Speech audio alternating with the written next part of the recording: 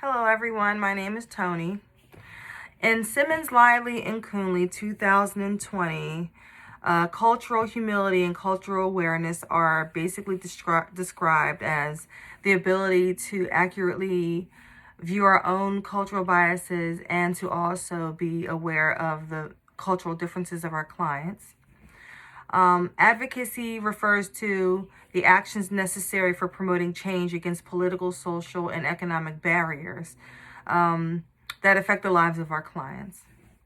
Social justice involves advocating for the valuable and fair treatment of our clients. Cultural awareness, cultural humility, social justice, and advocacy all fall under the umbrella of cultural competence, which is necessary for all counselors to have in order to promote wellness in our clients' lives to the fullest extent. In the ACA Code of Ethics preamble in 2014, cultural awareness and cultural humility are mentioned in the core professional values, which mentions honoring diversity and adopting a multicultural approach in counseling. The preamble also mentions social justice as one of its core professional values. Section A2C of the Code of Ethics mentions that counseling information must be culturally appropriate. That refers to informed consent, limits of confidentiality. There isn't one form created for all counseling professionals all over the U.S. that fits every client. So those forms need to be adjusted accordingly, depending on your client's background, your client's understanding, even according to the language that your client speaks. Sorry about that. Also, in Section A7A, it explains how counselors must advocate for clients at an individual, institutional, and societal level. As far as Bible scriptures are concerned in applying to these counseling concepts, in the book of John, the 4th chapter, verses 21 to 24, Jesus demonstrated cultural awareness by acknowledging a difference in worship between him and the Samaritan woman at the well, claiming that the Samaritans worshipped on the mountain of Jacob's well, and the Jews worshipped in Jerusalem.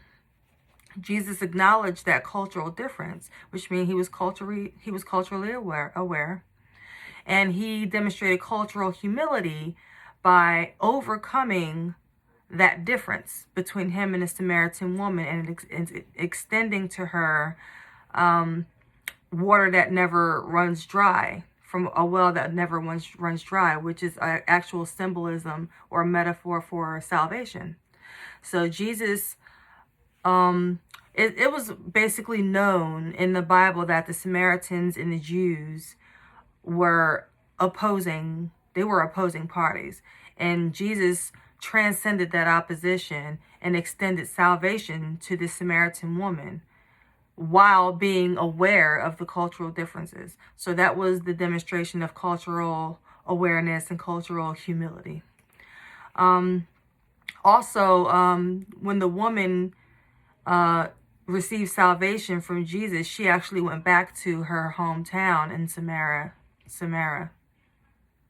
Yeah, I think that's what his name's, Samaria.